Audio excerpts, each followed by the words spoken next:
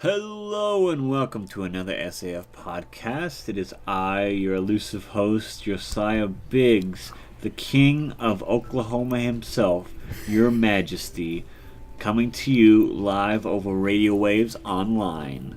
And of course I have with me my faithful advisor and servant, Sterling Silver. Yes, hello, I'm here to praise me, all you children. Amazing. Mm-hmm. And of course, we have the midrearious gentleman himself, Matt Ferrugia. Oh, thank you for that. It's me, the world's most tired millennial. I'm very not feeling so good today.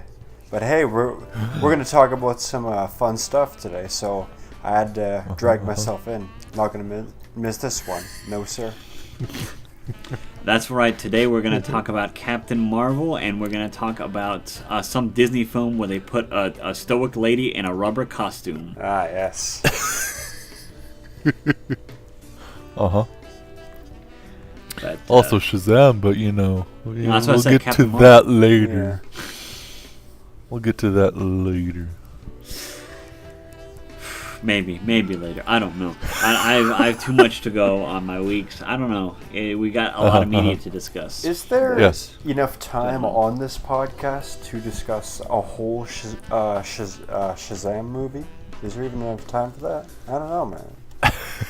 That's a lot of superhero. Well, by the wisdom of Zeus, I think we can do it. Or the lightning of Zeus, I think we can do it. Hell It's yeah. the wisdom of Heracles, I'm sorry. Strength of So soul. do you want to get right into this review? These movies? Yeah, or let's do get you into want to it. go Let's over... review the good movie first, and we'll review the not so good movie. Yeah, of course. So, Captain Marvel... Oh, just kidding. Okay, so Shazam. I'm going to give some background, because I actually did my research on this one. Okay. Because I do like Captain Marvel, or Shazam as it is known now, probably the most out of everybody here. I've read the most, so Probably, yeah. fair to say. Most likely. So Shazam is always the catchphrase that Billy Batson uses to transform into Captain Marvel, and so actually it wasn't even DC Comics that was the proprietor of Captain Marvel. Yeah, it's true. They bought it. They bought the licensing and the rights from another smaller company that got phased out, and so eventually they just ended up with Captain Marvel, which they originally sued the publishers Yes, for the original Captain Marvel because they thought it was just magical Superman. Somehow they won that and got the rights to Captain Marvel way before they even bought the company that owned the character. So. That's some like hot 1950s comics jazz there, legal jazz for you. So, but no, so like in all actuality, Captain Marvel was a thing before Captain Marvel of the Marvel Cinematic Universe. So, just so we're all clear here, DC was always in the right. But Shazam is still a great name. Honestly, I think it applies better to how they've done the character in the modern era. So, but like I said, so this Shazam that we have, produced by a guy who did one Annabelle movie, was like Resurrection of Annabelle, or like Annabelle like Creation or something like that, and is based off of the new 52 comics. The new Shazam origin story that started in 2011 is when his comic book run started. And that's the first time that they started using the name Shazam instead of Captain Marvel. And so we have a brand new Billy Batson who, instead of being orphaned or being a street beggar, a kid who grew up on the street, he is now a child in the foster care system, which is a much better modern take because there aren't that many kids, actual like small children on the street anymore, thankfully. But as far as that goes, that's just about the only difference with, his origin stories has basically stayed the same throughout the time from the 1950s on till now. His design and costumes stayed the same. They never even changed him to another champion or hero. It's always been Billy Batson. He's pretty much an icon as far as superhero goes because he's so unchanging. His story has always been the same. Gallery of villains so far. We haven't seen any new ones for the New 52 character yet, so he's like a Neanderthal that's just been thawed out from the ice.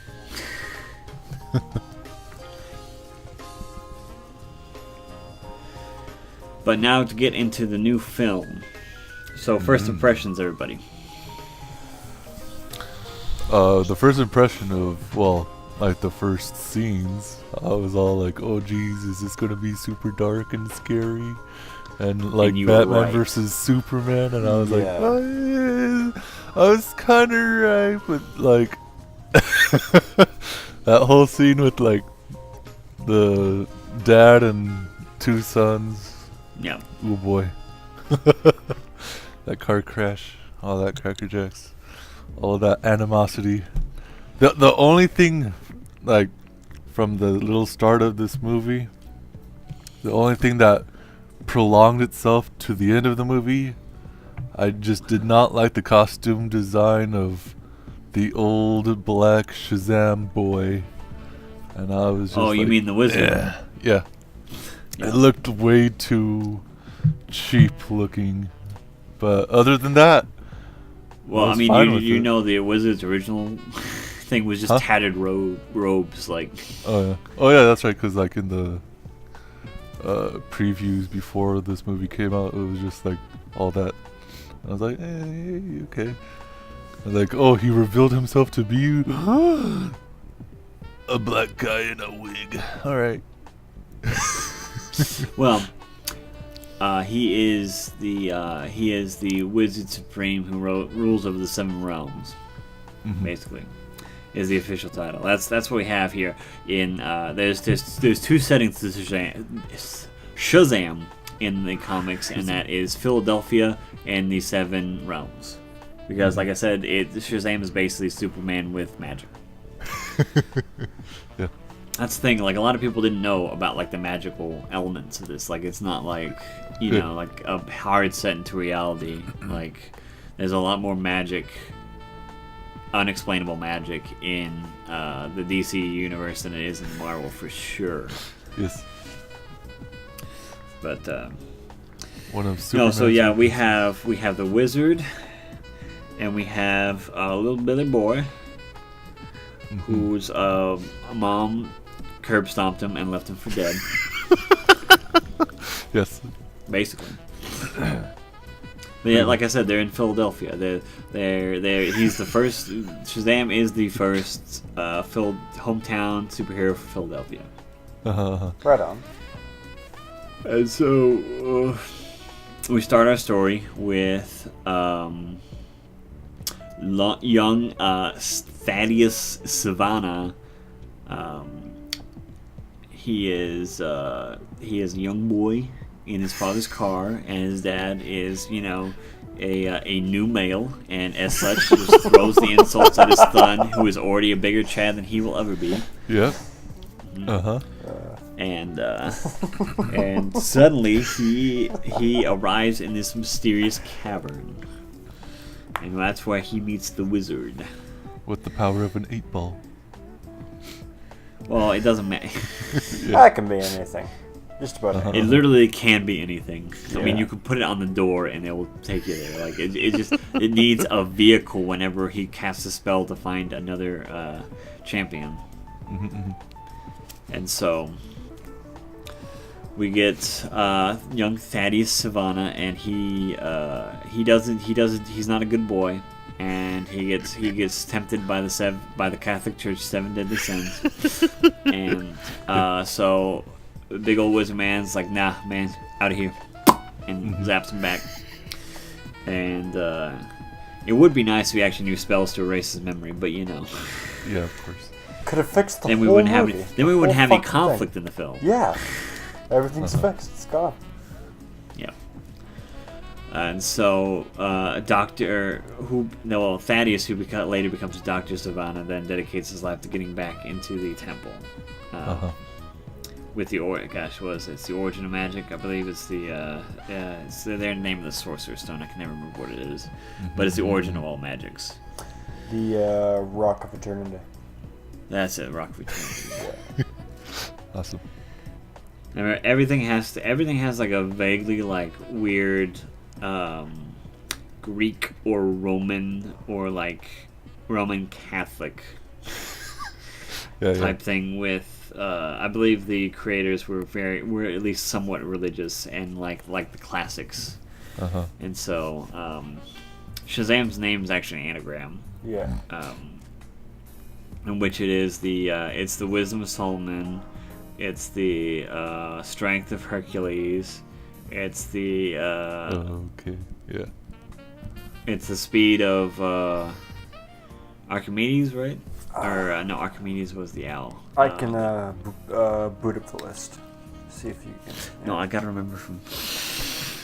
I remember it's the lightning of Zeus, and then it's the Aries. There's one for Aries, and then it's Mercury. Maybe the speed of Mercury. That's it. Yeah.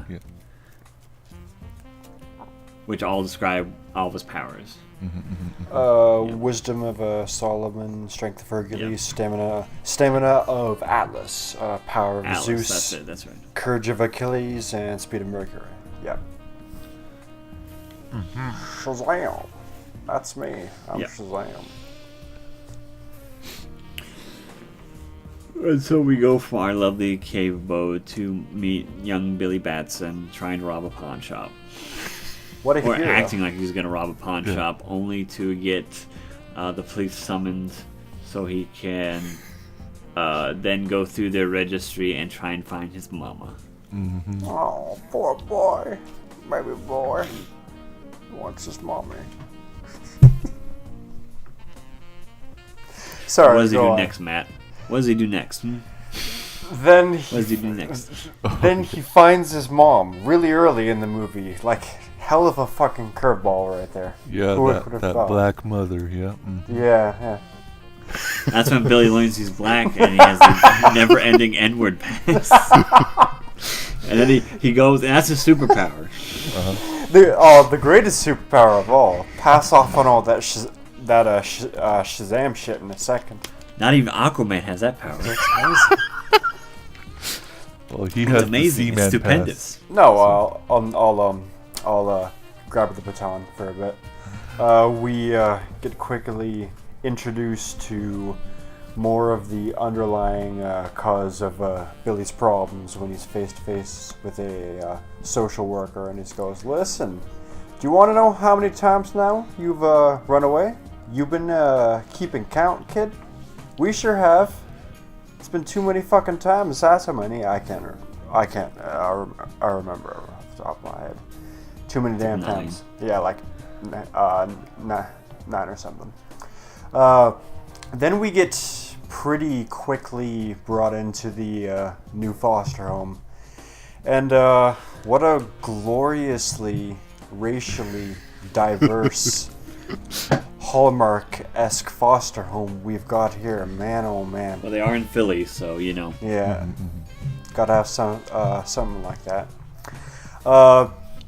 I will put it down on the table right now. Good job, the directors over at the DCEU for their work here, because a modern foster home, pretty well depicted here. This is pretty true to form. Every subculture one would come to expect and know of in a home like this is pretty well represented here. You've got the quiet kid who's kind of an asshole, but he just mainly just comes across that way because he doesn't want to open up to people. We've got the socially awkward geek. We've got the big gamer kid with a big gamer energy. Shuts himself off in his room with his gamer power. That's all the life that he needs. As long as he's got his games, he's gonna be fine when he moves out. Don't worry about it. I'll survive off that Twitch ad revenue. Yeah, boy, he's on the Fortnite. He's going out there. He's doing diss tracks just like Rice Gum Man. He's the future. Yep. And then, of course, we have the kid who talks too much to go with the kid who comes across the gay as Hispanic guy, right? Yeah. Who the foil to the one who doesn't talk quite enough and comes across as a bit of a dick. Tragically missing the kid who He's not so secretly gay. well, that too. But no. Also kind of missing the kid who is just kind of an asshole without it being a misunderstanding. But the problem is we can't really have that kid because it doesn't really tug at the heartstrings to accurately predict all the biggest assholes that one might find in a home like that. So we left that kid out. Everyone's here, everyone's just kind of misunderstood. That's all. Everyone's got a heart of gold. That's all you have to know. Okay, a quick question here. So we meet all the kids, and there's Mary, who is the nurturing older sister prep type. Yeah. And does anyone else get strong Christy Carlson Romano vibes from her? Or is that just me? I'm not sure who you're talking about, actually. Christy Carlson Romano, the voice actor for Kim Possible, the girl who played Shia LaBeouf's sister on Even Stevens. I know Kim Look her up Possible. right now. She looks just like it's Christy. Was it Christy Carlson Romano? I will look that up right now. Just look her up right now. She looks exactly like like an older, like it's literally like her, but younger. Is the actress that played Mary. I will very quickly look that up. Sterling, what are your thoughts on foster homes and the creatures that dwell within? Well, just like any other modern foster home family, they gotta have one of every type. Gotta collect them all. Well, it's really about collecting, the 7. Yes. But that's spoilers for later.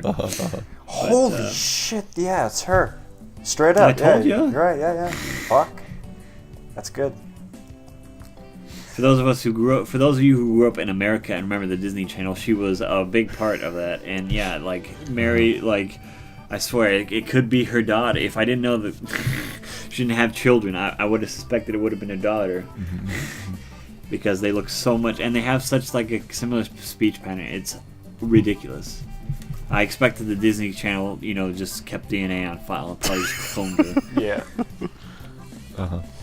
But after that, or before that, rather, we get introduced to the foster parents themselves. Let's not forget that.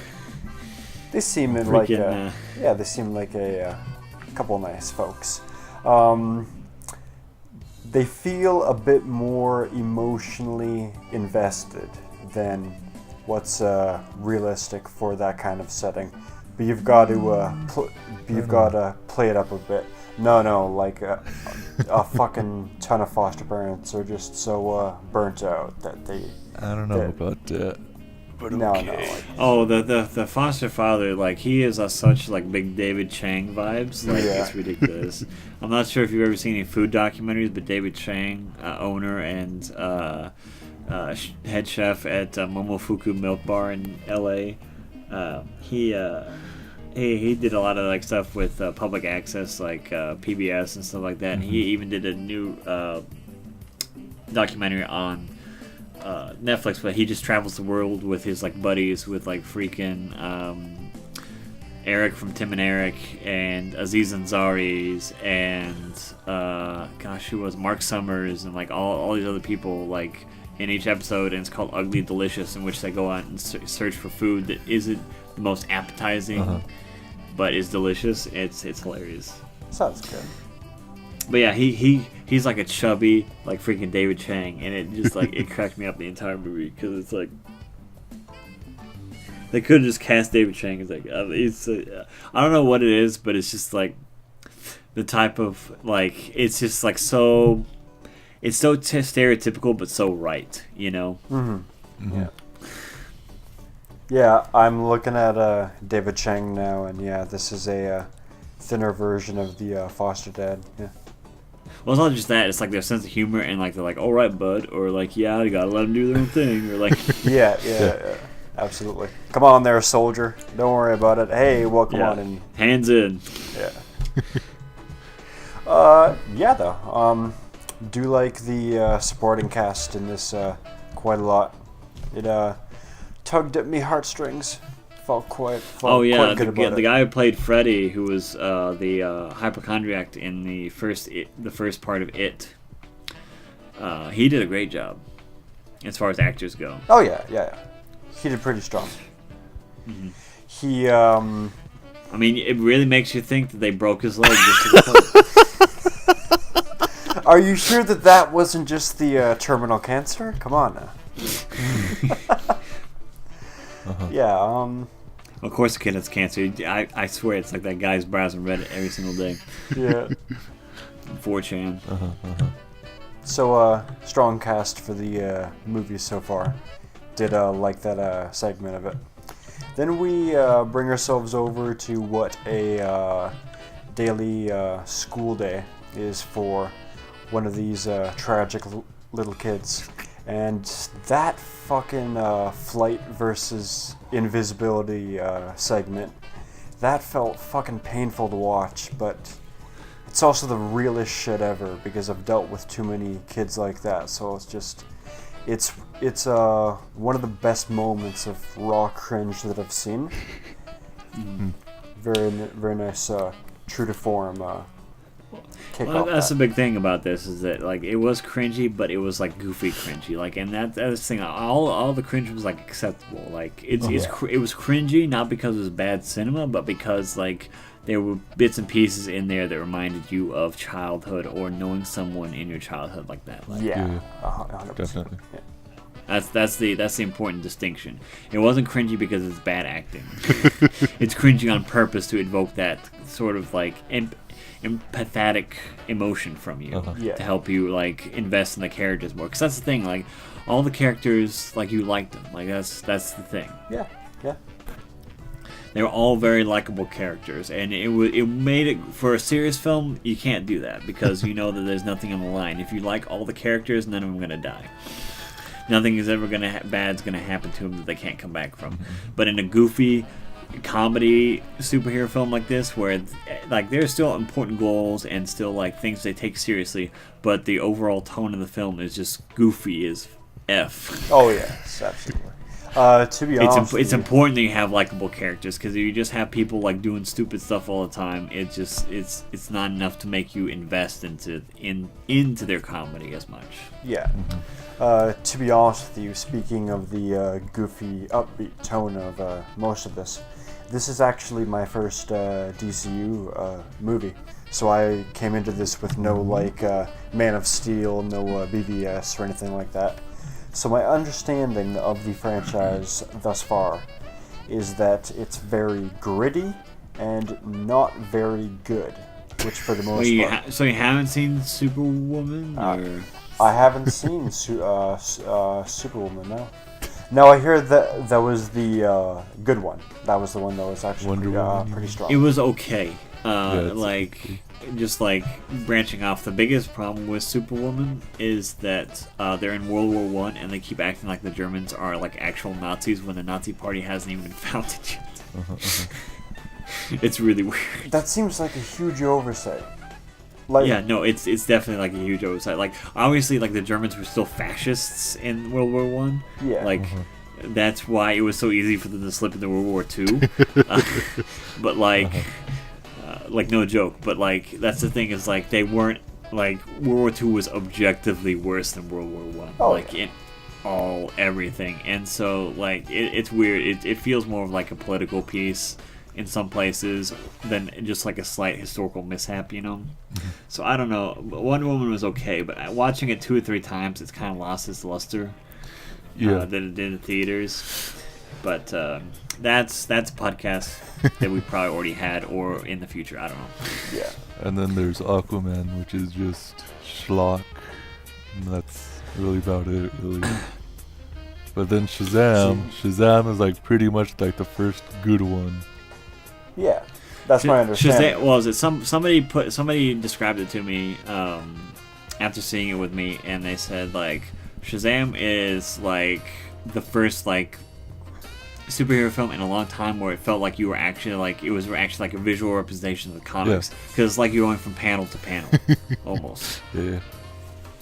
I can get behind that. What was it? They said they had like some of the Sam Raimi like camera angles where like a lot of times like things would just happen and then they just like they get close-ups of just extras and not even like good-looking extras, you know, like that bus scene. And you'd like see their reaction to help it like ground it in reality.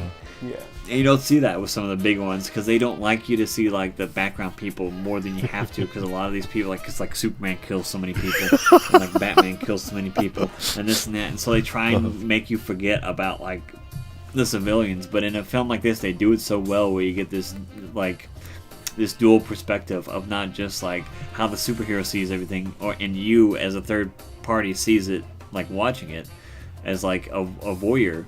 But like also how like the people in the background and like the side characters and everyone else sees it as well. It's a great film of like perspective with that you don't see very often with superhero films. Yeah, 100%.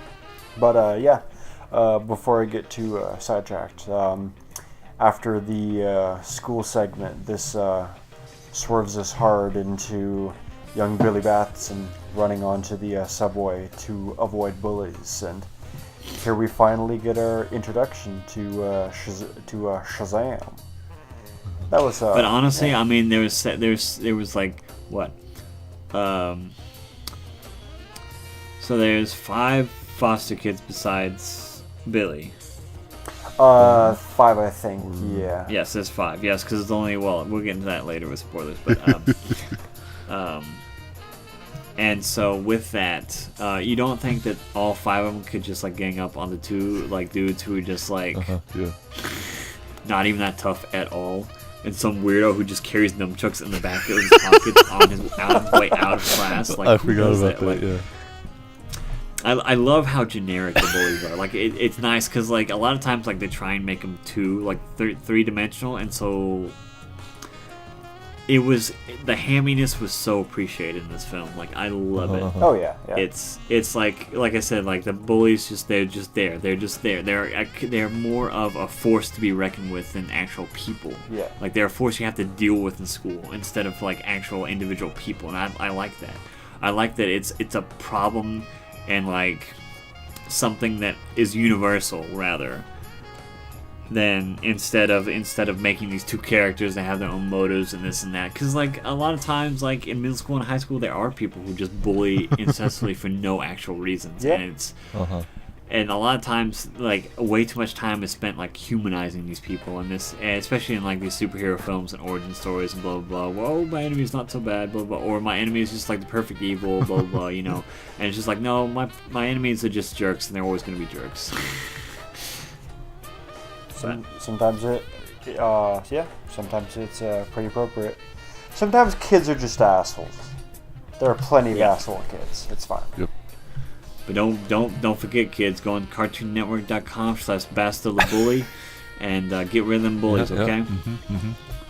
Get them out of here. Yeah.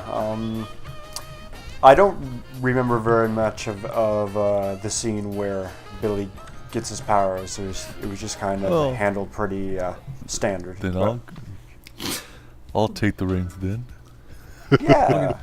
Take the baton. From what I remember, carry it on for a while. I'll correct you. Don't worry. So Mr. Black Shazam boy, in a wig.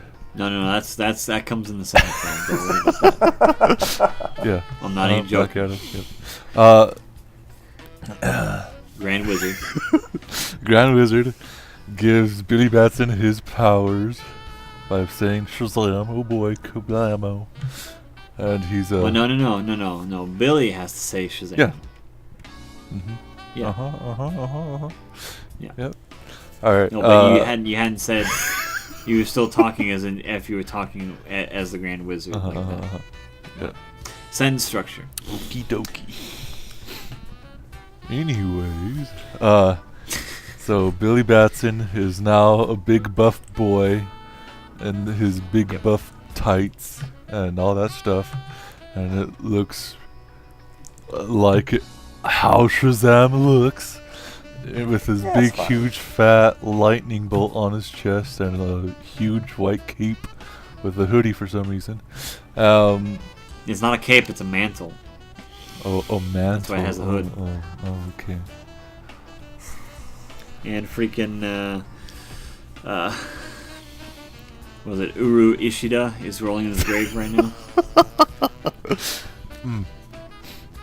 And so he is now a man instead of a boy with the powers of Shazam, and he is pretty much set into the world, back into it, on the train, and he's like, oh, Cracker Jacks, I'm a big boy now, gotta figure out how all this stuff works.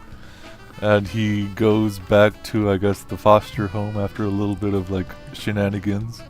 Yeah. And I look like a cosplayer. Gross. That's the only time he wears the hood is at night when he's trying to sneak around. And he gets the crippled boy. Yeah, excuse my language. Freddy Spaghetti. Freddy, yes. Thank you. Freddie Mercury. He gets him. And he gets him to believe that he is Billy Batson, just a big boy now. And he's like, oh, okay, all right. Let's test out some little powers that you have just right now at night. And they test out his like little bits of powers that he can do. Just a little like a little bit of power, and like, oh hey, he can shoot lightning out of his fingertips or whatever, randomly, and they're like, oh cool, we can do all this. And then how did he get back into being? Oh yeah, he like goes back home after like a little bit to. Don't forget getting the alcohol. We can get alcohol now. Oh yeah, is that the same scene? Big boy. Yeah, they go through a short montage after they find out that he has Superman-esque powers. Yeah. And then they realize, oh wait, yeah, I'm a big boy. I can do these things now. And so they go like through a little montage of going to the strip club and going, and him coming out with hot wings immediately, which is the funniest thing in the world. It's good. Yeah. It's pretty nice. And then them going to go get beer, and it reminded me of that old Whitest Kids You Know skit where the two guys dress up in the trench coat, like the two 14-year-old guys are like, oh yes, 2 tickets to the bar, please. Oh, I mean 1 ticket to the bar, please. Just the two guys in the trench coat, you know. I'm going to buy a car today. Yeah, and that's the. Do you have any Skittles? That's the scene where they. Yes, I'd like your finest automobile. They have, I think, the funniest scene in the entire movie, in which 2 robbers rob the supermarket that they're at, or whatever it's called, the little drugstore. Yeah, little convenience store. Yeah. And like they're trying to test out his powers, and it's like, oh hey, they find out that he's bulletproof when one of the robbers shoots him, and oh, nothing happens. I was like, oh, crackers. And then they can make as many counterfeit Superman bolts as they want. Like, oh, hey. Sell them on eBay. Shoot me again. Shoot me right now. And he gives back the gun. And then Freddy's like, oh, wait, what if it's your costume with your face? It's like, yeah, shoot me in the face. Oh, no, wait. It's like, oh, it tickles. So that's the nice thing about being magic, is that it doesn't just extend from the costume. I gotta be double certain. Doubly certain. Come on now.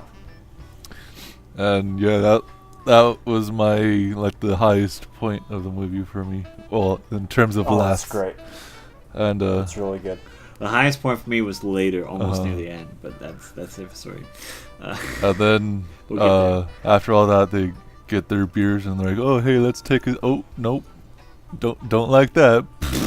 just immediately, yeah. And then they go back in again, and they get out like a whole lot of candies and sodas, like kids. Hell yeah. And that's one thing about this big boy Shazam, the actor. He really plays a really, really good kid in a big boy body. That's really, really good for him. And then they go back home, right? That's the part in which they're like, Freddie Mercury is trying to sneak up the stairs, hide this big boy, and they go into the room, and the black little girl sees him like, oh, what the heck is this? And like, oh no, don't do that. And he, I guess, says Shazam? How? Like, he just like randomly says, oh, this guy Shazam, and then pow, right then and there. Well, he kind of remembered it, you know? And then, because he made him say it like a... Yeah. It's kind of a tragic moment, thankfully, you know, so it's easy to remember, but... The way that... No, and then one of the most important things in the film happens is Freddy says, oh, it's Shazam. Whenever you say that word, you change. And so they don't have to, like, use that as, like, a plot device where he just keeps forgetting what word it is. Which I thanked to God, because that was such an easy cop-out. Like, I was so scared that was going to happen, and then Freddy just says it immediately after they figure it out, and I'm like, oh, thank God, they won't do it. Oh yeah, that's good. The way that they stick her with the doorknob is one of the best gags in the entire movie. Like, hey, you can fix this, yeah? Listen, long day for us. Time to go to bed. You do your best. Do like that part, quite a bit.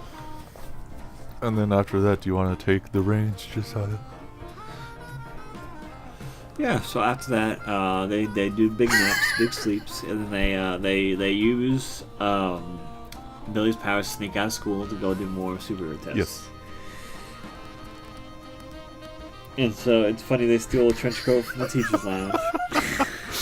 Yeah. And they do a little back and forth. They do a little what was it? Charlie. A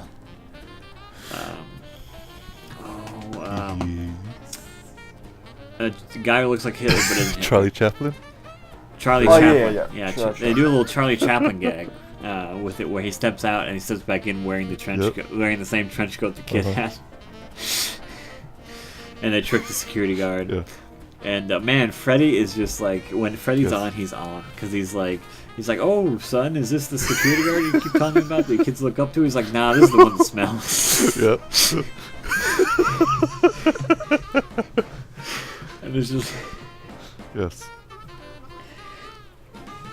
they keep the jokes nice and short and like spaced out just perfectly enough that it's always refreshing when you hear a joke in the film. And so they do more superhero tests, and Freddy tries to show off and says that he knows the Red Cyclone, which is hilarious because, as you might not know this, but the Red Cyclone is another DC hero. Yeah. Oh yeah. Who's a robot with AI. He shows up in Young Justice. And Justice League. Quite a bit. But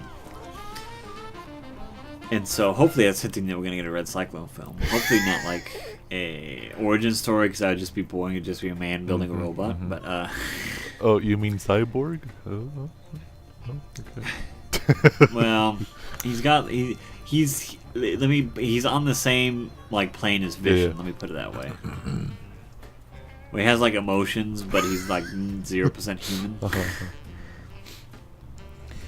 But because like one of the lines is that he can and will be hacked, like Red Cyclone will. But regardless, it's funny. So Freddy tries to use Big Mouth and said that he knows the guy, and that he'll come up and show up to lunch. And Billy's just not having it because he feels like he's being used by Freddy, because Freddy's jealous, because he's a jealous boy. And so while this is going on, Dr. Savannah he figures out the code to open up the portal to the 7 realm. Stone of Eternity. Yeah. And so he finds it, gets there, grabs the 7 deadly sins before old warlock guy the Green Wizard can stop him, and he beats up an old black man and leaves. Yeah. And then so eventually he shows up at his father's place of work, where his virgin father and virgin brother are there, and him just standing there in his Chad, almost like, gosh, Bane-esque looking jacket. Yeah. If I mean, there was some pretty heavy, like comparisons, but with his like special eye, he's got special eyes. And he goes up, and he just straight up murders everybody in the boardroom. That's a good tone setter. That's how you establish a villain. Yeah, it was a little bit interesting too, because I would have thought whenever that scene was happening, whenever he locked the door behind him, I didn't think he was gonna kill everybody. I thought he immediately throws his brother out the window, and I thought that he was gonna have the Sens possess people. Oh, okay, yeah. Yeah. And doesn't he keep the father alive for a little bit though? No. Well, yeah, no. He shows him all his nightmarish stuff, like he's trying to scare the daylights out of his father, and then he has Greed go after his father, and I thought, oh well, he'll just have Greed possess his dad, and this and that, and that'll be the ultimate revenge, is his father becoming literally a slave to him and to the demons, but no, it didn't happen. Which is fine, it didn't. That was just me trying to read too much into the film, but it's fine the way it happened. So he basically killed off his entire family, and now the demons tell him that the wizard has found a champion, and they got to go defeat him. So he's like, okay. He just kind of walks out of the office, but not before punching the elevator. Another reference to another Disney film, Kylo Ren, thank you. Yep. But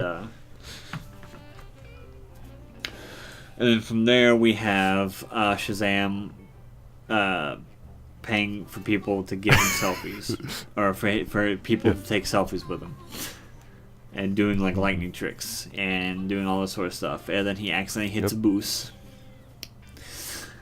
And the boost is on the loose and starts falling over things. And now, see, this is the second most hilarious part of the film. Is the bus is barely hanging on the guardrails. It's vertical at this point. It's on this freeway that's above everything, and then this guy falls from the back of the bus, hits the windshield. Because everybody's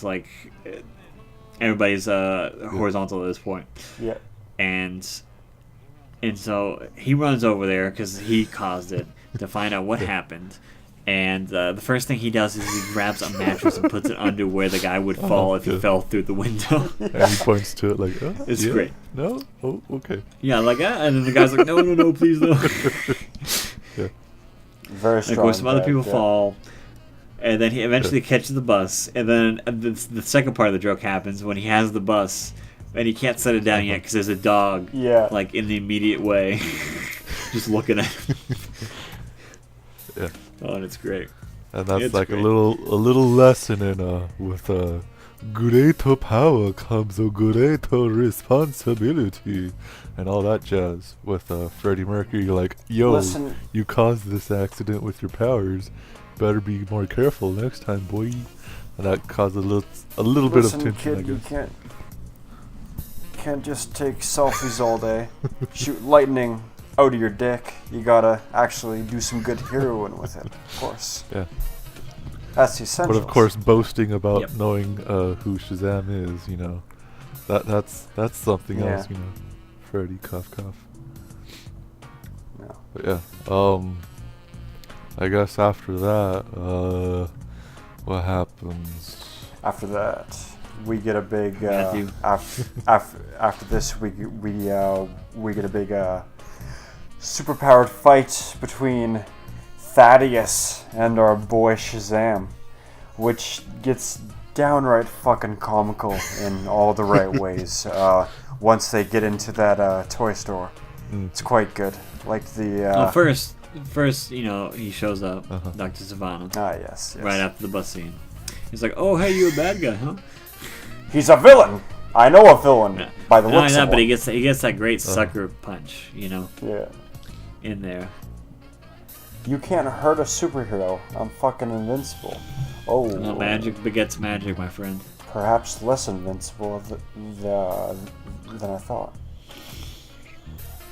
But yeah, as far as superpowered fight scenes go, yeah, this was fine. It's enough. It is acceptable. I have nothing else to go on as far as the DC's standards are, so I'm gonna assume this was not as intricate as Batman and I wouldn't really Superman, call them but, intricate. Whatever. And more just overbearing, I guess. Is the right words. But yeah. Better way of putting it, sure, yeah. But we get a nice little standoff where the only way that young Billy Batson can escape and come back to fight another day, since he's clearly not ready to beat a villain of this caliber yet, is by leaking a little bit of important information about what his identity might be, and ultimately leading Thaddeus to young Freddy. And I actually am kind of losing track of where it went after that. Could someone please remind me? Well, to fill in a little bit of the fight? blanks, Shazam, Billy Batson, he gets into like the tussle with Mr. Thaddeus, and he's just like, oh geez, I can't beat this guy, so gotta get into the crowd by saying Shazam and turning back into Billy Batson, and then being like, oh, nobody can see me now because I'm just one of the random people being randomly going away. And Thaddeus is like, oh, what the heck, where did this guy go? But then he sees like a television broadcast of the news, and he's like, oh hey, this one kid is talking to Shazam. He must really know who Shazam is. So he like goes like to, I guess, investigate this kid and like pretty much like take him kind of hostage, so that Billy Batson can, be going over there. But I think this is the part in which Billy Batson finds his mother, right?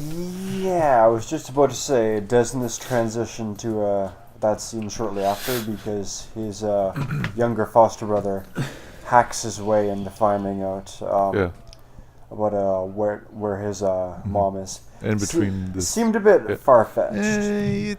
But I mean, fuck it. not really far-fetched. It's just like, yo, you have the power of the internet, my boy. Just use it. Yeah, like, oh, well, that's the thing is like you can go to public records as far as like filings, because if somebody's going to change their last name, they legally have to change it after being married and such like that. And so, and then like all they would need to do is just find out Billy's social security number, and then they can find out like who his parents' names were and where he was born and like their middle names and like without any like trouble at all. But yeah, like I guess that if Billy did leave that lying around, I guess it wouldn't be too hard. Okay, no. I wouldn't even have to look at it too hard. The foster parents probably had some paperwork with it around somewhere. Yeah, that's true. But I guess because this is true. You are correct. Usually a foster child doesn't have a social security card. But I guess because Billy Batson has been like in and out of homes and like just out on the streets for all this time or whatever. I guess on the slums of I Philadelphia. guess there's no like public internet cafe there, Well, yeah, well, only one Captain Marvel movie can have such a convenient internet cafe, but you've got the library Uh-huh. at least. That's all you need, really. Yeah, you got the library, but he may not know about the public. That's the thing. He may not know about the laws and public Yeah. records, and like. That's true. But yeah. As a kid. But then he kind of just knows how to do that with a police scanner of some sort. But okay, all right. Yeah. Uh-huh. Don't worry about it. It's a fucking superhero movie. But he gets yeah. gets into contact with his mother, or like he knows where his mother is sort of now, and he goes to there. Then And yeah, the introduction of like the worst reunion person ever scene. almost. It was kind of irredeemable. Yeah, it was kind of a travesty. I can understand the mindset going on in that situation when it comes to making that decision. Doesn't make it any less shitty. And for those of you who are just listening to the podcast and didn't watch, young Billy Batson's mom made the conscious choice to leave him with the cops because, hey, any group home or foster home that you could put this kid into, she's gonna raise him better than I could. I don't even have my own life really figured out, so hey, I'm sure that this kid's gonna land on his feet. He's smart. And a semi-leading off MacGuffin, or however you want to call it, in which Billy Batson has this gift from his mother when he lost her, which is like a little compass, a spherical compass of some sort. And he's like, oh, Yeah. and his mother's like, oh, if you have this, you'll never be lost or whatever, something along those lines. Like, oh, okay, alright. And then he gets lost. He's like, oh no, I gotta find my way home. Gotta find my way to my mother again. And then, he finally finds her, and then, like, he's like, oh, I know you're not a good person or whatever right now, but here, have this little thing back. I was like, oh, what's that? What are you giving me? What? Huh? Huh? And then that just cements it to be like, oh, really, oof. Like, oh, jeez. I am really, Nothing. really Don't glad. worry. that- I don't need this anymore. It's like, I'm hey, just extremely- remember me, I'm you boy. extremely glad that that at the end of the film there was no follow-up scene with the And mom, that's fine. because you have to pretty heavily solidify the fact that Billy no longer needs that. Like, it's nice to have that as far as your foundations go, but that's no longer what's necessary in his life. So, yeah, And that makes him a that's the little bit last time more that we see the mom. empathetic to Little his bit more, actual foster family, and is like, Well, it turns out that his flesh and blood that he thought would take him back no matter what isn't. And so everybody that he's ignoring and thinking lying to him have not been the entire time, and it was a growth moment for him. Yeah. Gotta have one of those. Yeah. So then off we go with our fresh discovery that the whole family has been taken hostage by my He says, Mr. Thaddeus. Dios mío, mi familia. Oh, goodness gracious. They got them all. He found fucking Freddy. Then that And then Freddy got a finger. what? yes. I was thinking it, yeah. Didn't, yeah. And then Tom, and man, that Tom Green Yeah, cameo. man. Amazing. oh, good stuff. So now we get our dramatic confrontation. Young Billy's heart has solidified and hardened, and now he is finally ready to face off against Thaddeus. I'll pass it off here.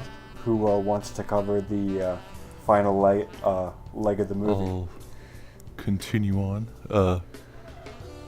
So I guess Thaddeus gathers all of the foster kids into the that dimension in which the Grand Wizard was to, I guess, get Shazam The Stone of to Eternity. give up his powers to him or whatever. So it'd be like KFC and have that double down. Uh-huh. Give me them powers, boy. And something happens in which Shazam gets Thaddeus out of the picture, or he is trapped in the realm. I forget how that happens. Oh yeah, but he he just kind of follows him into the wizard's room. Then then baits him out. Yeah, so he comes down, he says, I won't hurt your family, just come with me, and then he does it on the little cubby underneath the stairs, and he's like, come with me to the Stone of Eternity, and they go there, and then it's just them, and then, Billy's getting his butt beat, and then his family shows up, and then they are able to wound him, and then Thaddeus, and then Billy punches him in the teeth real hard. That's the point in which Shazam realizes that like, you can sort of hurt Thaddeus when all of the 7 spirits within him are outside him doing their thing.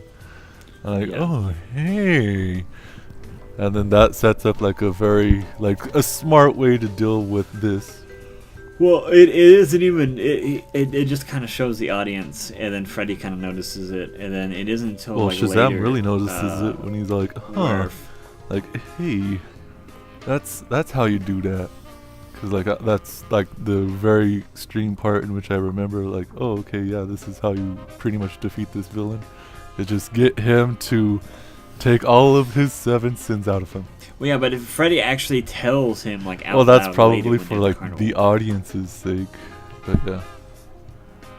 How is it not already for the audience when they like zoom in on that battery Well, like that, 16 times? Like, you have to like do it twice, I guess, because I guess they think the audience is dumb. Well, even then, Mary, when Mary's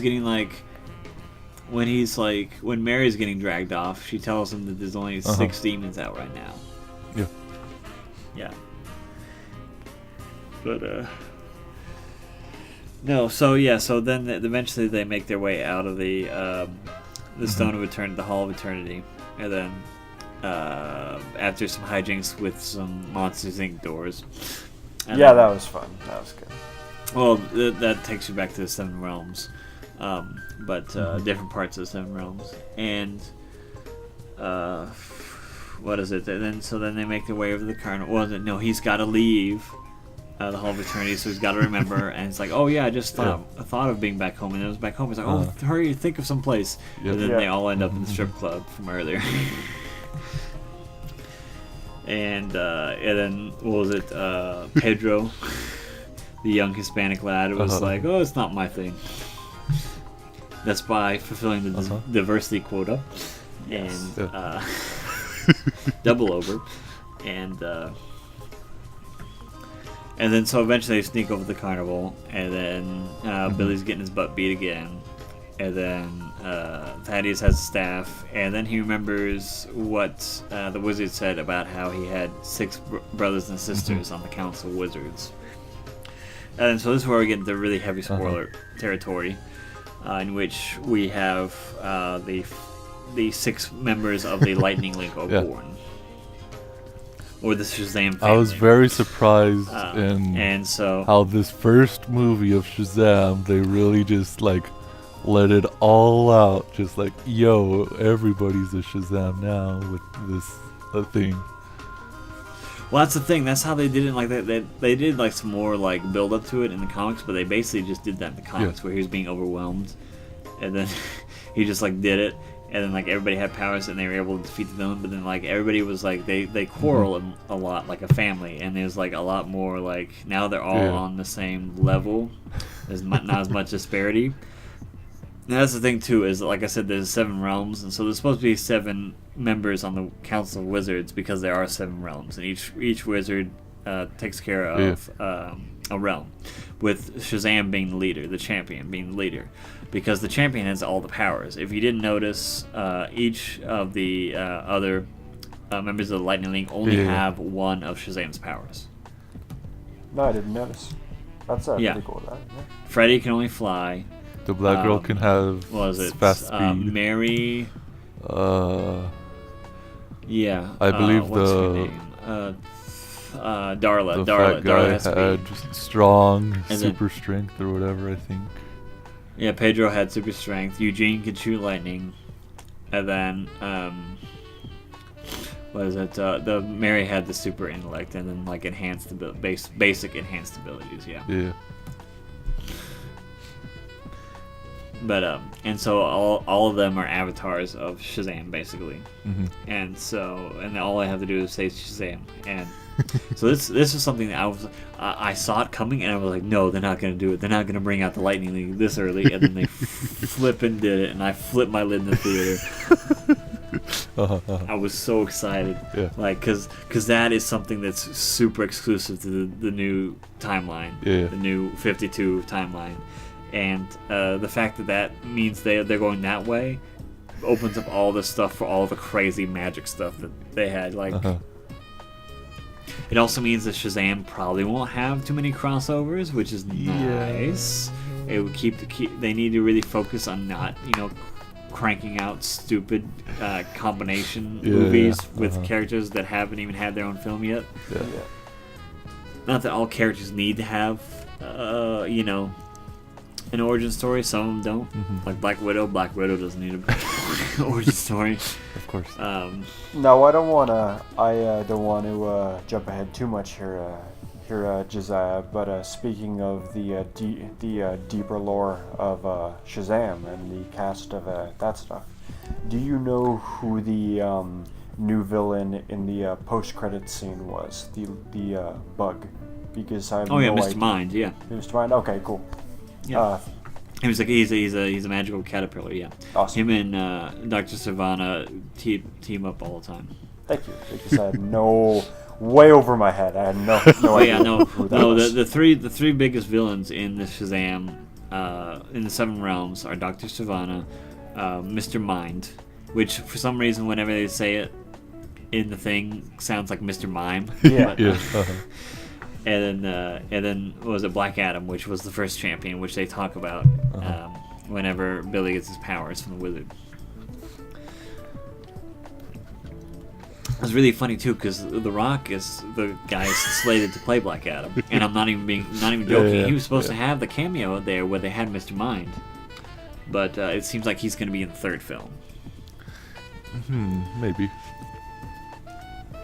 But yeah, so they beat up all the guys, and then they banish them back and seal them back in the orb with all the with the target decoration like forming around it, and then everything's peachy keen. Yep. And everyone lived happily ever after. Things are doing all right. And we even got a little cameo from Mr. Henry Cavill right at the end.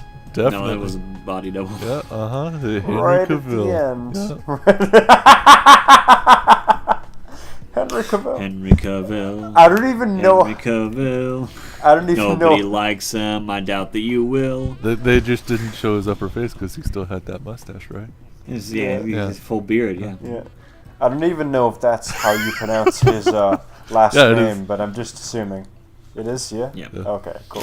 Yeah, I remember when he played Jack Lime on Anchorman 2, and everybody forgot about that? Anchorman 2. Holy shit, yeah. Yeah, fuck, you're right. Yep. Completely forgot. And that was Shazam. That was a fucking superhero movie. That was a good one too. One of the best. Period. Actually. And from now on, it's known as Wham Bam Thank You Shazam. I like it. Put that on a poster. So any But basically, we had one of the best origin stories in a long time. Yeah, yes, I agree. Because, and a lot of people are equating this to Sam Raimi's first Spider-Man, with the level of goofiness and the cinematography and the fact that it plays out like a goofy comic. Yeah. And that's not a bad thing either. Like a Spider-Man 1. It's very refreshing. Yeah, definitely after all this DCU stuff of just being super dour and just like, okay, that's another one of these snack. Wait, what? Snack? Zack Yeah. Snyder lights. And don't get me started about like the Marvel like freaking Josh Whedon style comedy where it's like super serious and it's like, oh, let's just break everything with a comedic joke and then get back into it. Something that cough cough Captain Marvel does horribly. But, Now, before we transition into Carol, before we do that, Carol any Danvers. lasting thoughts on this movie? Well, what were your thoughts? Give us your reviews, huh? Yeah, I will throw it down right now. This being my introduction into Billy Batson's story, I would absolutely have to give this like a somewhere between a really, really strong 8 to even a soft 9. And a soft 9 is a hell of a good score for a superhero movie, I would have to say. So I would honestly go as far as saying that this is amongst my favorite of any superhero movies ever, period. Anything you didn't like in it? Nothing that is greater than nitpick worthy. Like nothing that you just go, oh, if I was doing this, I would have done it this way. Shmur, shmur, shmur, shmur, shmur. But at the end of the day, I am not the director, and I feel that everything here was handled really, really strongly. So yeah, one of the best superhero films. I'm glad that I got to see it. On opening day too, first day in Canada. Got to sit right down, give it a watch, and I would recommend it to pretty much anybody. So great job. Yeah, that's all for me. My thoughts on it is, I'm pretty much in agreement with the couch on this one of being, it's the better of the movies that have come out that are about superheroes in quite a while. The only thing, and this is just like a little thing for me because I watched like the Superman cartoon like not too long ago, in which Shazam used this ultimate technique in which he holds the person above him and says Shazam, and the lightning hits the person above him and not him. And that's like his super ultimate technique. I'm like, oh, that's a really cool idea that you could do. And I saw none of that there. I'm like, in this movie, but hopefully they'll... Oh, no, he did do that to one of the demons, yeah. Really? Oh, well, I guess I just looked away for a second. Huh. It was in the carnival, yeah. He did it when one of the demons was like messing with him. He went to Shazam, and then it went through him. Of course, the demon was in its like phasing ability, so it didn't hit him though. Well, wasn't that just so that he couldn't get away from him? Like he didn't use that. No, I thought he was trying to hit him. No, I don't think so. Because like when he was like using, like I believed that he was using that because he was like phasing in and out and like being like super like on his aloof and stuff like that, and just like going away. So he used his Shazam ability right then and there to like go under his feet so he can get away, not like specifically hit him. Yeah, but we'll probably see in the second one. Yeah, most likely. And that's like the only thing that's just like but it has like literally nothing to do with what the score I'll give it, which is like a very, very high 8. It's very, very good. It's pretty much superb in every aspect. I did, however, not really like that most of the foster kids didn't have anything else to do other than just be there and like, oh hey, we'll be at the end of this fight scene so that we can have all of us there fighting. They did it a little bit with like the little black girl. They did it like fine with the other woman character, and then that's it. Like everybody else was just like a little stereotype of, oh here's the Asian gamer kid with his nunchucks, and here's the quiet, literally does nothing fat kid, and that's pretty much about it. I'm like, oh, yeah, okay. Well, at the end of the day, like I think that's what they're gonna be building off of it. You know, into the second film, building off into the other foster children. Mm-hmm. So I mean, like, that's the thing is like one of my complaints is that they could have like given us more of Thaddeus's like backstory. And like giving him like more reason to have a grudge besides just like one incident and his parents just calling him crazy, which is totally like normal for a child who thinks he went into a a dungeon with a wizard, But like, I think that was handled fairly well. Like we didn't really need. I know they did very well with keeping it ambiguous, and I assume it was just for time, constraints. They could have done like good things with it, but it wasn't bad the way they handled it at all. I think it really and I think that's what hammered it home when it was like the first scene that you saw of the movie of. Yeah. Like his backstory a little bit. So yeah. And like everything else with just like that little overshadow of the little kids being like not as used as they could have been. I think everything else was pretty much great or pretty much up there. I think the carnival scene and everything that was on that fight scene was a little bit drawn out, a little bit too much, but that's about it really. Everything else, great. 8 on 10. You decided, my boy. Yeah, I'd say 8 out of 10 as far as like regular film goes, and like superhero film, I'd definitely give it a 9 out of 10. But seems like like I said, there were but there really wasn't much to nitpick as far as that goes. The continuity, like, it stuck to its own rules. It was, for the most part, the CG was pretty well for a DC film. Yeah. But and even if, like, the CG was, like, sort of blurring in some places, you can just, like, take that up to, oh, that's just how, like, the Seven Sins look. It doesn't really matter. Well, that's the thing. At the end of the day, it didn't matter what the Seven Sins look, because you only see them, like, until the last little bit when they're fighting them. You don't really see them that much. And at the end of the day, like, they are kind of just like a throwaway villain that is in the Shazam universe anyway. So it's like, they're not as important as people might make them out to be. But it's definitely the best DC film by far, and it's probably like the best, just in the last maybe decade superhero film to come out. Yep. Because the problem with like Avengers End of Evangelion and coming out, it's just it's too serious, and you got too many players, and like you already know where it's going. It's too easy to read. It's not. You're just there to see like the action basically, and it's gonna be done well, but it's not gonna be amazing, and it's not gonna. It's not gonna bring anything new to the table. Let me put it that way. Right. Unless it sets up a whole another 20 movies in the line. Yo, boy.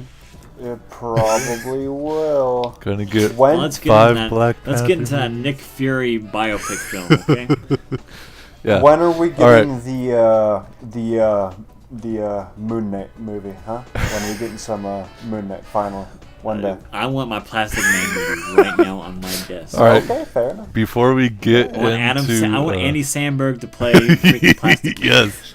Taskmaster. Let's just get Taskmaster in there. Come on. Give him his own movie. Okay, before we get into this little Miss Marvel movie, there is another movie that is kind of like an internet duality with this movie, Miss Marvel, and that is Alita Battle Angel.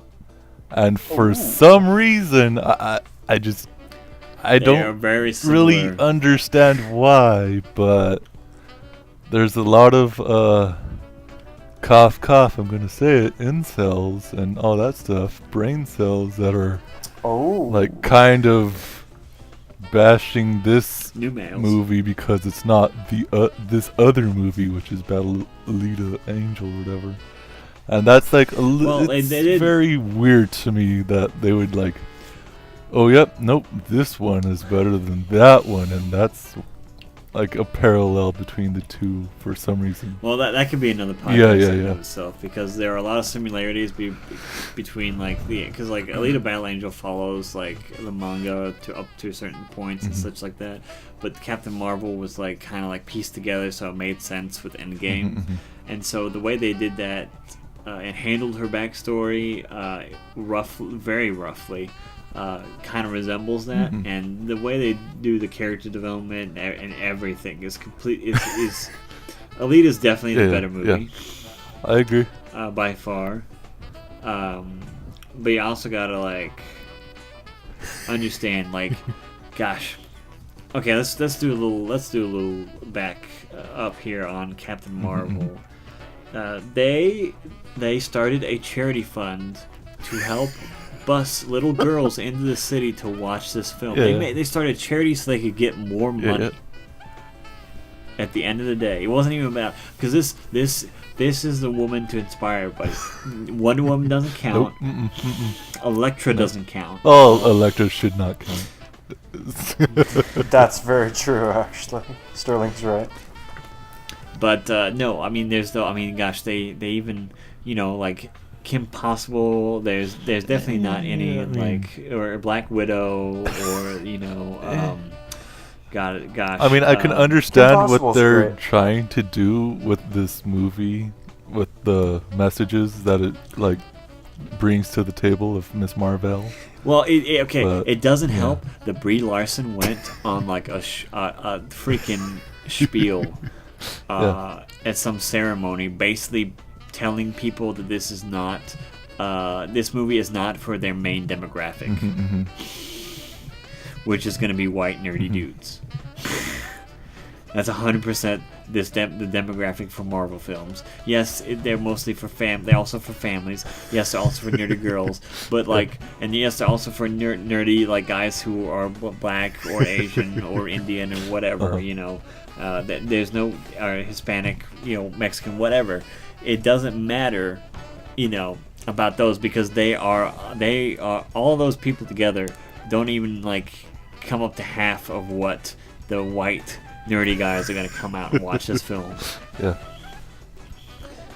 And you can't go up on stage and just insult their main demographic, because in all of the trailers you can't act Brie Larson. I'm sorry. Well, I think I've only really ever seen her in this movie, but I think we're looking at a sort of Hayden Christensen thing of maybe she was given a whole lot of this horrible acting stuff for this movie. Well, that's the thing. Writing that's the thing. is just she didn't horrible for this. She didn't pull a Luke Skywalker where he was dropping heavy hints saying that the movie's gonna be crap, and this and that, and how he didn't like how they were how he went on screen on interviews saying he didn't like how they played his character.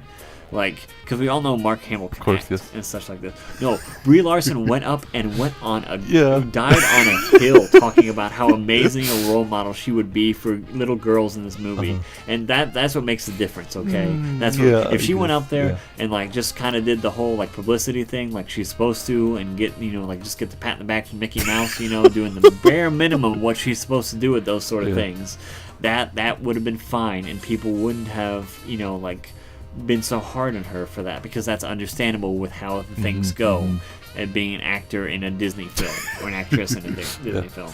But no, she literally went. I mean, she went full Ghostbusters reboot on this thing. She went full Paul Feig. Okay? Have you seen nobody goes Captain full Marvel, Matt?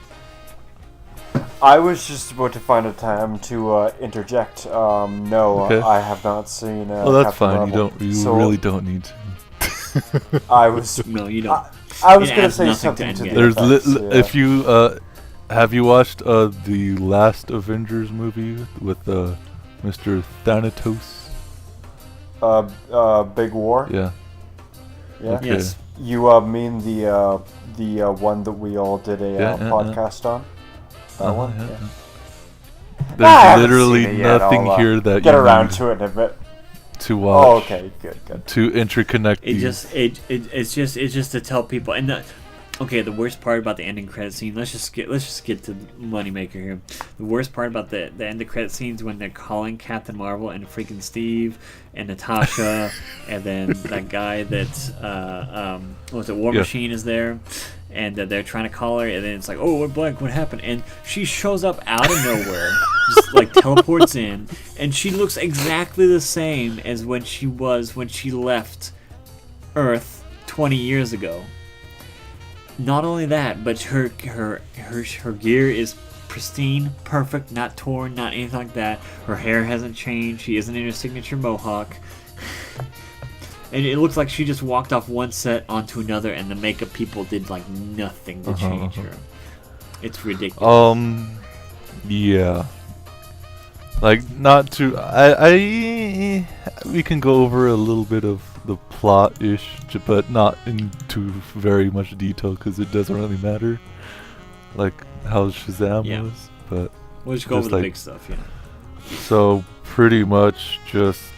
To start off, we get like a little bit of some dream sequences here and there, and then we're introduced to Brie Larson's character. Oh, that's why I hate her so much. She played freaking Envy Adams in Scott Pilgrim vs. the World. Oh. Fuck, you're right. Yeah. Yeah, that's right. I'd completely forgotten. Jesus Christ. Yeah, it's... Good pull, yeah. Another reason to dislike her, but yeah, okay. Yes. Who names their band the Clash of Demon Head? Like, now, to be fair, that completely fits in with the Scott Pilgrim. Yes, I know, it fits in with it, but I love how there's a joke who's like, who calls their band that? Yeah. But yeah.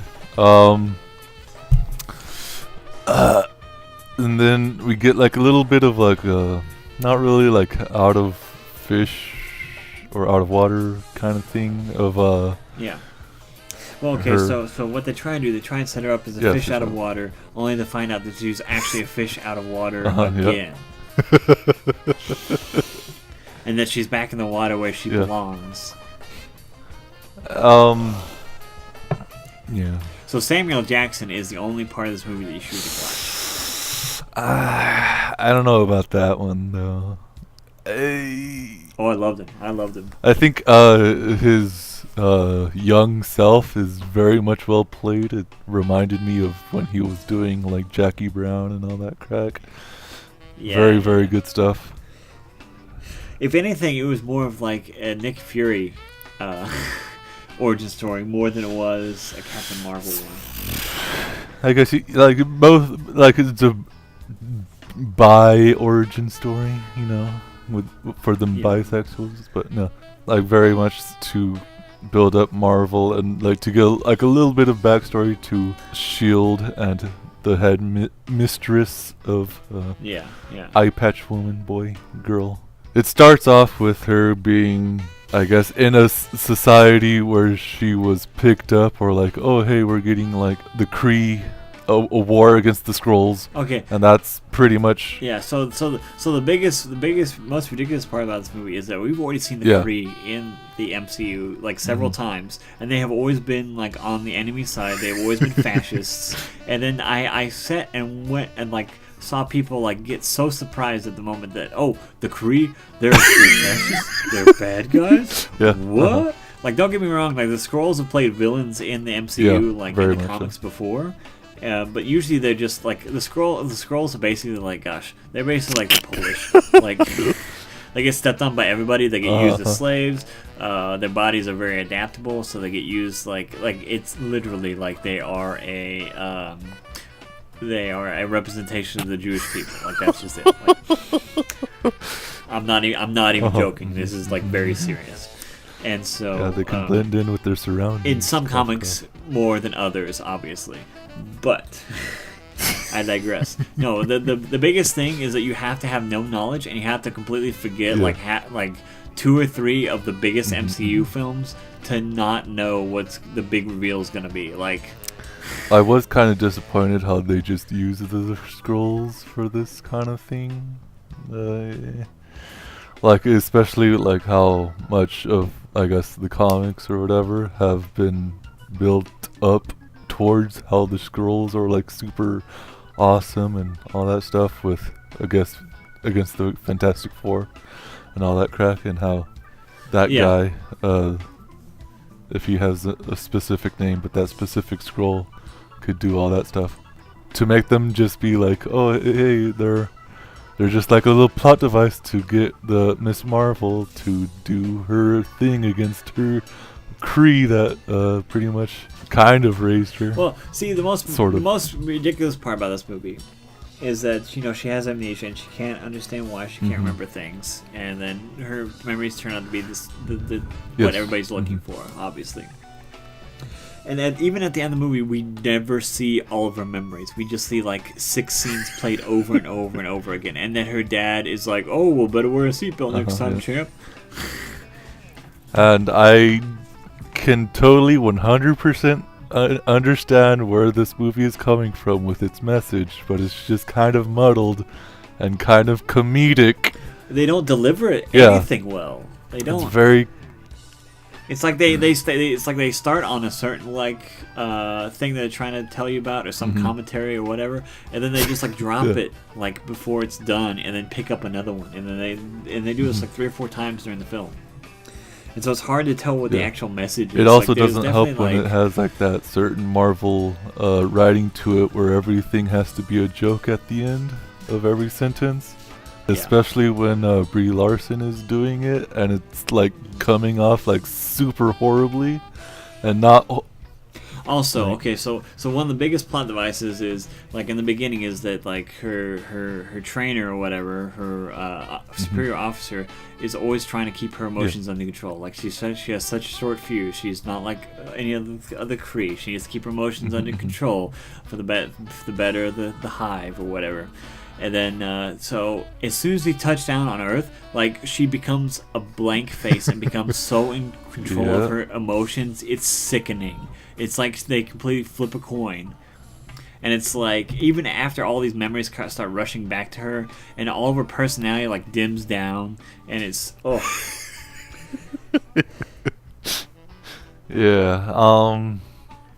It kind of sucks because I was going into this movie like knowing all this kind of stuff, like all this like backlash, quote unquote, about this movie. Like, nah, it can't be that bad. Come on, guys, it's a fun Marvel movie, right? It has some fun stuff in it, right? And gosh, man, jeez Louise. And again, I keep getting back to this, but like I can understand 100% where everybody's coming from with the messages of on the other side being like, hey, this is a great like whatever film for women and all that stuff about like, oh, we're under the man oppression and all that Cracker Jacks. Like, okay, I can understand that, but this movie does a very horrible job at presenting such things, and a horrible job just like doing everything. A straight up propaganda piece would be more entertaining than this. Like, especially a vehicle in which the vehicle itself is supposed to be a fun Marvel movie thing, and it doesn't even have that. Okay, so it's just the most ridiculous part about this whole thing is that so Captain Marvel in the Marvel universe used to be a man. Yeah. And then it was changed over to a woman. And there's been 3 female Captain Marvels, and Carol Danvers is literally the worst one of all 3, and the most like unappealing and boring, and like has the worst things happen to her. Like we'll just get into the comics for a second. Okay. So there is one point where she escapes this guy, and then he gets some weird mind control powers, and then he tricks Carol into falling in love with him after he killed like her best friend or something like that. And then they get married, and she's bearing his child under his mind control, and the Avengers are just fine with this. And then she breaks a spell and literally almost kills herself because of all the stuff that he put her through.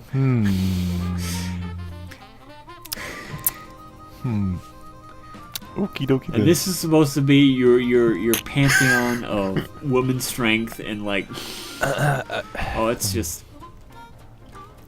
And I hate how they call her Veers after looking at a dog tag and seeing that it's Vers, and I'm like, it doesn't make any sense.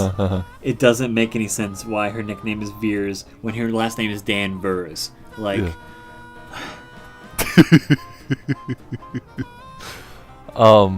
yeah.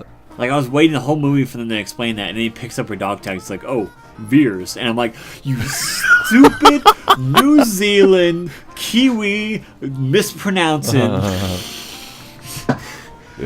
shill of an actor. Yeah. Ugh. I think this movie would have been better if, like, you know, there was, like, some kind of life in it. Like, anywhere. Because, like, during the whole movie, I was just super uninvested and bored by everything. Like, I went into it with fairly low expectations, and, like, some of those low expectations were met at that low level, but some of them just, like, plummeted below that. And, like... Well, that's the thing. I went in... I tried to keep my expectations as neutral as possible, because I kept up with all this stuff as well. And I went into it, and I wanted to like Carol so much, but like I ended up like empathizing and like connecting with all of the side characters more than the main character. Like the one scroll guy, like the main scroll dude with like Talos. He was like he was very likable, and I was like, hey, yeah. Yeah, once he started getting like a lot of screen time, like you like really felt like the guy, and he was like he wasn't like. His motivations weren't well thought out, but I mean, him as like a character at least was pretty good. And then like, gosh, like her best friend from flight school or whatever, Maria, like even her. I was like, cool. I was like, Maria's great, like, boom, boss, like, loving it. But yeah, and of course Samuel Jackson. Just killing it. Imagine my shock when the one who is the most milquetoast white woman is the most boring thing on screen. Imagine my shock. Well, it's almost like she's saying her own. The irony is so sweet you can taste it sometimes, you know. Yeah. But it's just. That's the thing. I wanted like a character, and that's the thing is she showed more like characteristic when she was with the Krees. Yeah. And then like immediately whenever she crashed down to Earth, she was just like, "Oh, I'm an officer. I'm an officer of the Kree. Like you guys not having it." And she was like, "Oh, okay, yep." And she got this weird like. It was almost like they tried to play her snarky sometimes, but they didn't do a very good job. I very much I want to believe that 80% of that Brie Daniels acting is coming from the writing instead of her actual stuff, because like also they took her boots off just for the foot shot. Like, that upset me so much. Like her arms are bound and then her feet are bound, but not over her feet, and they had to take her boots off to run the mind machine. What the heck, guys? Listen. I have. That and Brie Larson doesn't know how to run. When she scuttles in the hallway is the funniest thing unintentionally the funniest thing in the world. I've been spending all this time on the sidelines here for like 15 minutes hearing about why I shouldn't go watch Captain Marvel.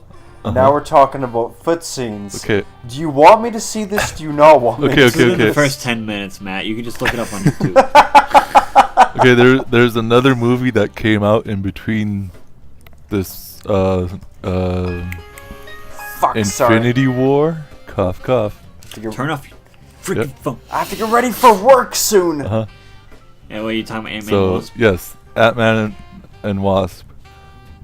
That movie has a whole lot more soul in it and a whole lot more fun stuff in it that I was not expecting. And a whole lot more important things. 100%. Like, if anything, you want to connect these two Avengers movies, just watch Ant-Man and the Wasp. It has like a whole lot more stuff in it, and it like brings up the main character, that actor. I'm like, oh, okay, I can actually respect him now.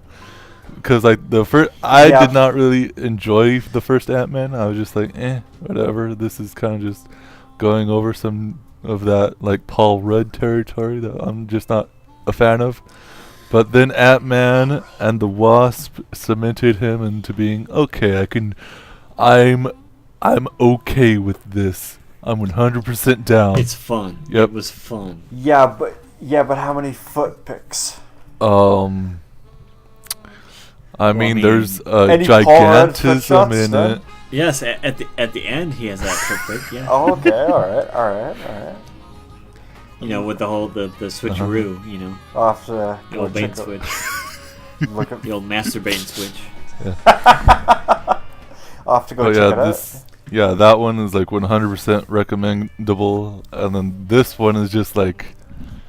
And that's the worst part, is that a lot of people thought you didn't have to see Yeah. Ant-Man and Wasp, And I was like, and you had to see Captain Marvel. It's like the biggest lie in the MCU is like the way that everybody perceived it. Brie Larson told me that I had to go watch Captain Marvel, so now I. well, guess I have even to go watch the ending Captain Marvel. of Infinity War tells Matt, you do that you hate should women? watch Marvel, like the Captain Marvel movie, because who got to see who this new character is, right? Got to see how amazing this new character is, and it's just like, no. I like to. Matt, you're in an interesting predicament here, because if you hate women, you're not going to see the movie. But also, if you're an oppressive male, you're going to take the seat in the theater and watch it instead of a woman taking that seat. So you should. you can't win. Maybe I could go to like the $5 theater down in Saga here. It's The only safe probably way to do it theaters is now. the only safe way for you to see this film is to pirate it, so that way none of your disgusting man money touches this film. But then I'm ruining all of the film industry's money, so no one wins at the end of the day, really. No, because they don't need their main demographic to watch this film. Of course. Brie Larson said so. And then right after that, she went and she filmed that foot fetish scene, proving it. Yeah. She's an empowered woman who get to show her feet exclusively on camera in close-ups, with that little stupid scroll guy looking at her feet. Well, now I have to watch Captain Marvel. But there's nothing here for me in this movie at all. Really, there's just none. There's nothing in it. Basically, nothing matters at the end of the film. Like all it is like some sort of story they cooked up to why Brie Larson is in space. I think they could have done it a lot better, and I completely understand where everybody's coming from. Where like, oh, this is a woman's thing. Well, it was obviously rushed. I mean, that's just. And they had to get certain things in there to make sense for why she wasn't there. That's the thing. This isn't a movie to set you up for Endgame. This is a movie to explain why she wasn't there for Infinity War. Yeah. Pretty much. So. But interpret that how you will. There's just. It kind of sucks because like I really wanted to be like, oh yeah, I get where all these people are coming from, but now that I'm actually watching it, I'm like, where are these people coming from? I knew it wasn't going to be spectacular. I knew it wasn't going to be spectacular. It definitely wasn't going to be the best Marvel film. Let's just accept that. But I wanted to like it. I wanted to, And all like. I wanted the other people that are just like. I wanted it just to be the Russian trolls. Like, no, you just don't get it. It's because you're not a woman, or like you're not like a brain cell like me. Nope. All that stuff. Like, no, I can understand a movie that has a good writing, which this doesn't. I understand. Movies it was so bad too, because even Pat, and Pat is a relatively progressive guy on the freaking Super Beast podcast. They Cast Super Beast. They freaking talked about it, and Pat talked about like, oh yeah, Captain Marvel, it's an okay film. You don't really need to see it. And then he's like, yeah, but that Brie Larson, man, oh man, she likes eating feet for breakfast, doesn't she? She just can't keep putting a foot in her mouth. And he even said that about like her freaking remarks at that gala where she just spoke out about it and talked about like the most ridiculous identity politics that had nothing to do with her movie. And it kind of sucks because I just didn't want to be like one of those things that are like, oh yep, I'm one of those people who likes Alita Battle Angel for all the wrong reasons. But because of, cuff cuff, all that internet debauchery, cuff cuff. But anyways, any lasting thoughts and a rating for this movie, Josiah? It's a 5. Ooh. The story is coherent. It's watchable. I didn't like. There wasn't any. There were muddle meanings. Yeah. But I mean, like I said, the supporting cast was pretty good.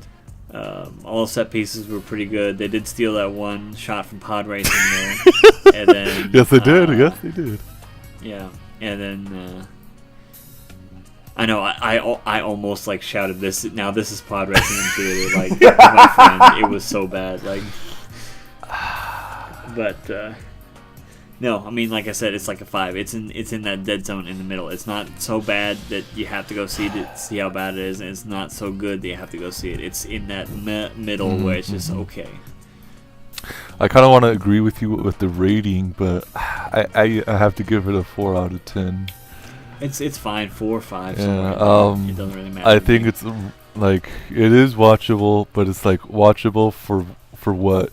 Watchable for like. I mean, it's watchable and it's followable. It's just because you have eyes, you can watch it. Like that's really about it. Like there's no reason to watch it. If you're in his work, you can watch it. It is a film on that, is for the eyes, but there's really nothing else there for me. Everything that I just talked about, the writing especially is like the worst part of this, especially when it comes to Bree's character and how she acts. And I completely understand the entire sides. Just yeah, no, I mean, horribly acted. There are definitely stupid people on both sides of the extreme on this film because it's such a polarizing film for some reason. Yeah, it's weird. But I mean, from an objective view, Yeah. I mean, like Red Letter Media did a pretty good review about it without getting it. Like they talked about both extremes and they talked about theirs and like, it was okay. And I kind of liked how one recommended it and the other didn't, and that's fair. That's 100% fair. But I am on the side of it's not recommendable at all. I mean, watch it if you want to, but you don't have to, and I wouldn't recommend it. So. I mean, if you're a white male, don't watch it because you're giving the white female the run for its money. So You're looking at her with your rapist eyes. Yeah. How dare you? It's a very comical thing to pretty much have around your movie, but yeah, especially when it comes. Okay, let's just before we close out here, let's just do a couple of things here. So Captain Marvel on Rotten Tomatoes right now has 78% critics and 58% audience. So 5 out of 10 is yep, pretty accurate.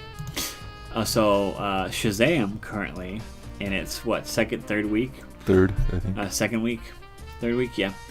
It has a 90% from critics and has 88% from audience. Yep. So again, it's our rating. So we're pretty spot on as far as these ones go.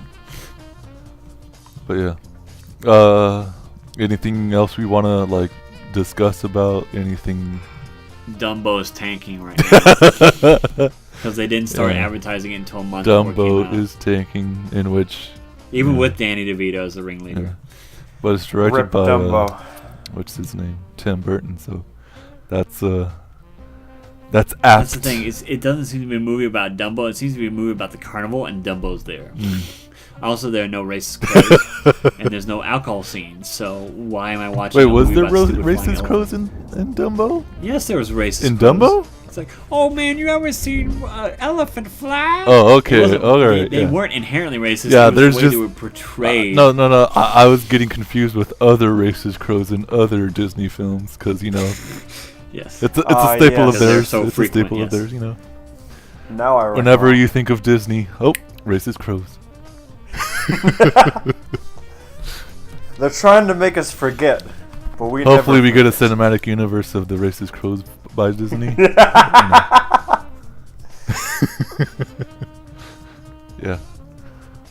The CEU, the Crow Entertainment all that I Universe. all that I really have to touch on for our closing moments is lots of good movies, lots of good shows, some other not so good movies, some other not so good shows going on nowadays. That's all fine and dandy. All that I also did with my weekend is I sat down and watched the cinematic masterpiece known as Mike and Melissa. Sterling, you should watch it. It's good. Don't know what that is. Okay. It's our next homework. Call it right now. Is it on Netflix or something? It's a YouTube. Okay. Yep, just watch it. Watch it. Yep. It's a privately made cartoon Just animation project. It's a cartoon. Well, okay then. Yep. I know you love cartoons. Yes, I do.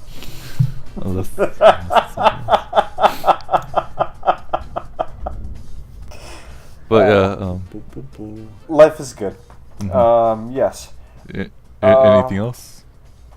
Yeah, well, that's all that's really been going on with me is I'm playing a lot of Apex Legends. Not going to go into that, but it's just good. Yeah, that's life for me now. Yep, nowadays. It's a funny way to say Minecraft, but okay. Minecraft. I'm right up there with you with Apex because it's the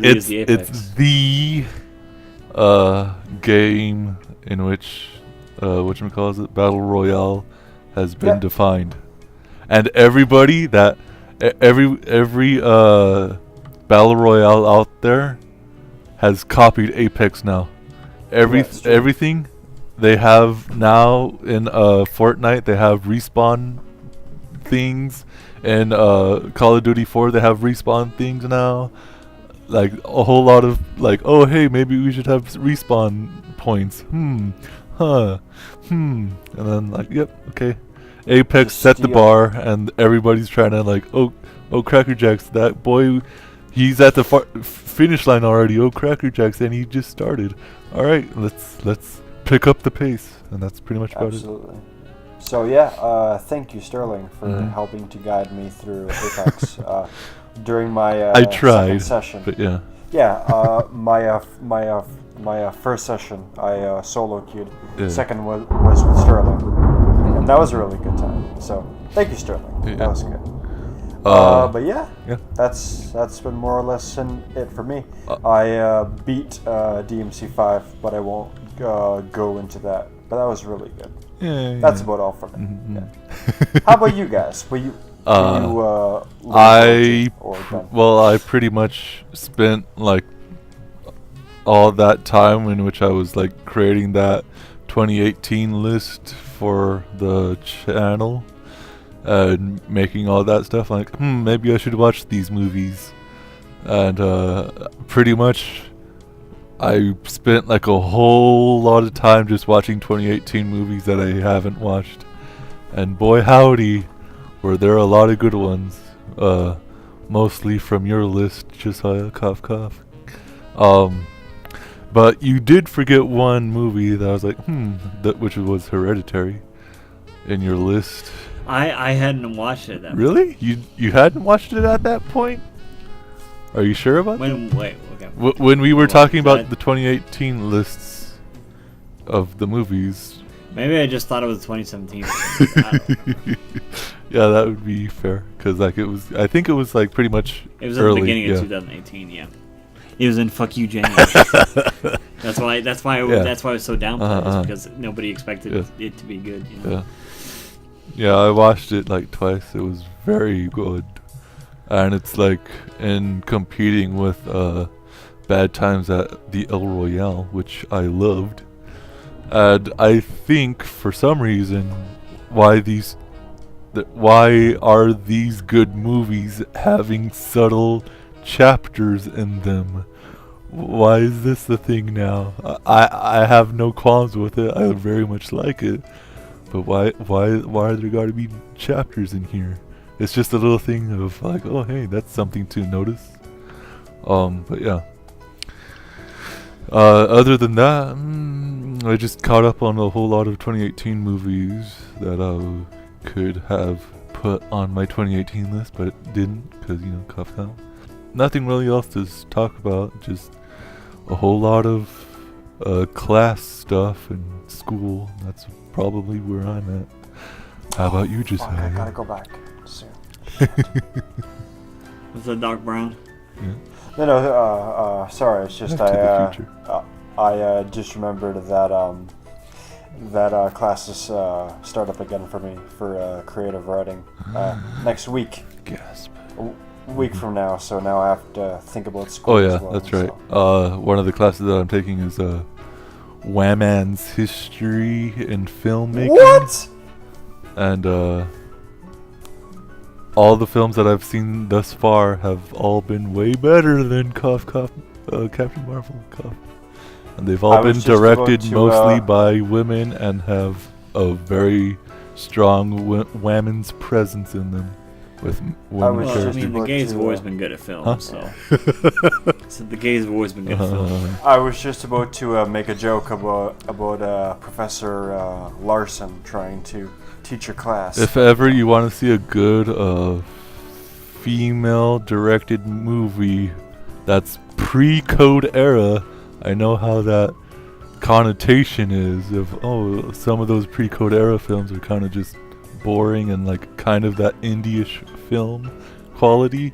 This one is like extremely like risque and like how geez Louise, they were showing this stuff before like the 1930s and stuff like that, like geez Louise. And that movie is called Merrily We Go to Hell, and that's like oof, wow, alright. If ever you want to watch a good movie, pre-code era, directed by women, there you go. It's a really good recommendation. Hardest recommend I've seen. Harder. Harder right now, harder. Deeper and deeper. But yeah. Alright, well, we need to finish this up because I'm starving. Yep, so. yep. And I have to go to work. Mm-hmm. So there's that. So, how about you, Josiah? I'm an impoverished boy. I'm looking forward to obviously Endgame coming up in 2 weeks. Yeah. And besides that, we got a new season anime that just came out this week. Yeah, that's right. And so we got One Punch Man season 2. I heard that and sucks. That's about really it. I heard that the animation and art this time around is unfortunately not quite as good. Because it's It's made by a fine. different studio. Yep. Yeah, It's it's true. fine though. Yeah. Don't worry about it. But Uh-huh. that's about it for me. JoJo's been I'm going. watching Sabrina, The Chilling Adventures of Sabrina the Teenage Witch Part 2, and so far it's been a little disappointing, but we'll see how it goes. I'll report in about that next time. But you know what we say, boys. Them bananas. Don't eat them. I know what we say. Don't eat them I know. bananas. Be wary of them bananas. I'll count us down, and then we'll have a jolly old time. Yep. Alright, folks. 3, 2, 1. Don't get eliminated. eliminated. Yes, Don't get laminated. See you later. Yep. Goodbye. Yep. Goodbye.